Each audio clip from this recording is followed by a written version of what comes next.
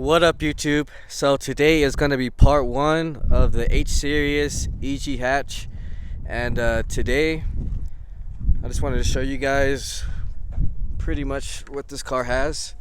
So this car has been sitting for a while, as you can see with all the dirt, but everything is still really good. It's a fresh engine, just really needs to be cleaned up, and we're gonna see how much horsepower we can actually push out of this engine with throwing on some better headers, because these DC headers are really restrictive. They really don't even work, honestly. So if you are planning on getting DC headers and looking for a lot of power, don't, because they're a little bit better than stock.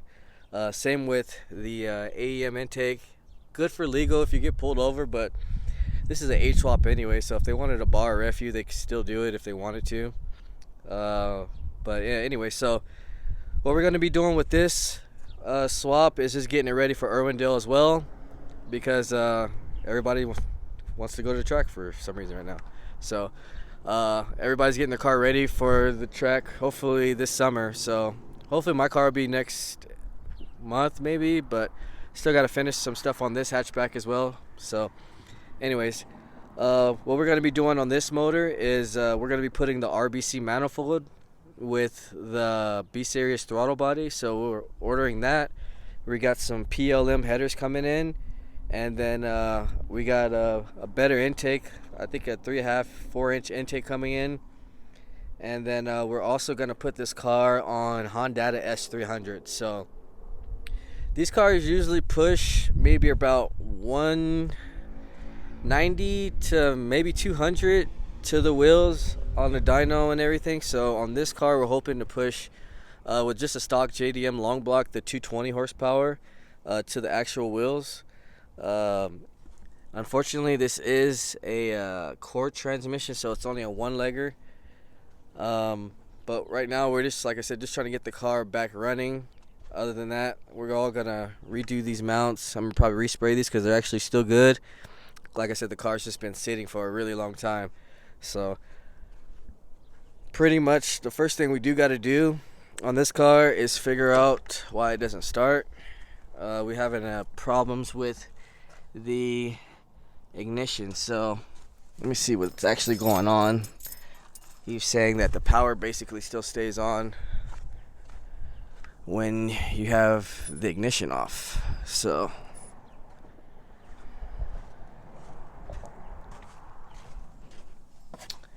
yeah, it's still on. So, or at least, yeah, it's not actually. Alright, so most likely gonna have to figure out what's actually going on with the ignition first. I don't know if that's a kill switch or not, but yeah, before we can get this car running and driving, we're gonna have to figure out what's actually wrong with this car and why it doesn't start. The owner did start the car about 2 years ago, but after that, when he tried to restart it, it didn't want to start up anymore. So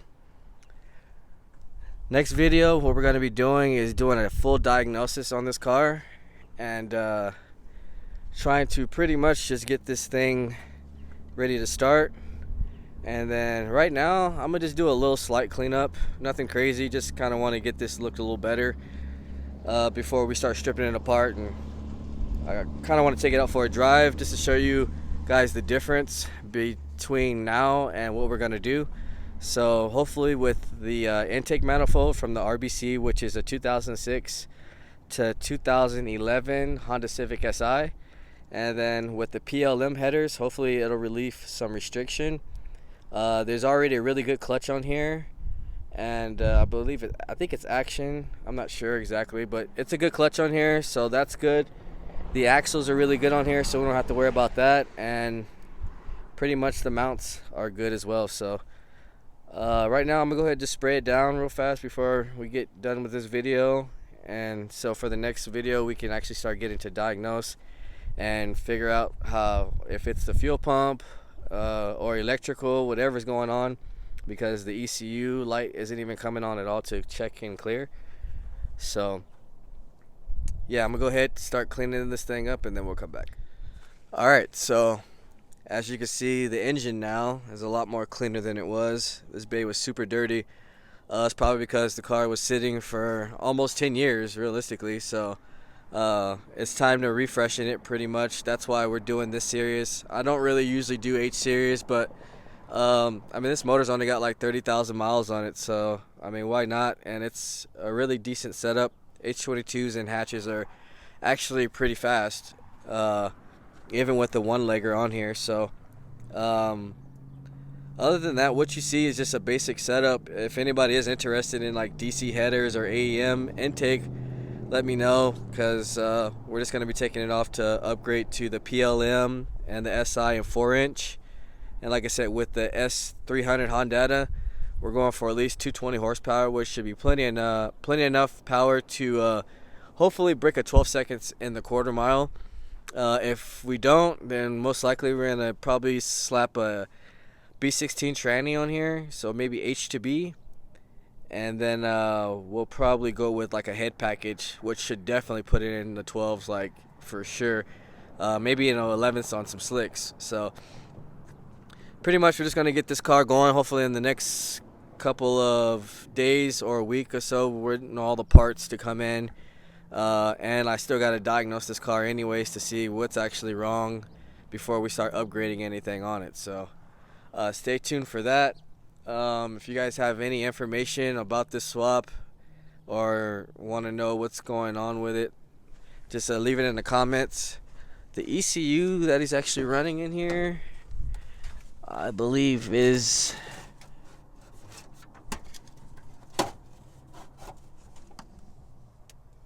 it's a P61. So yeah, that's pretty much it, guys. On the next video, we'll be fully diagnosing this car, hopefully getting it started, and then we'll take it for a test drive and see how it goes. If you haven't, like, share, subscribe, comment, and I'll see you guys on the next one.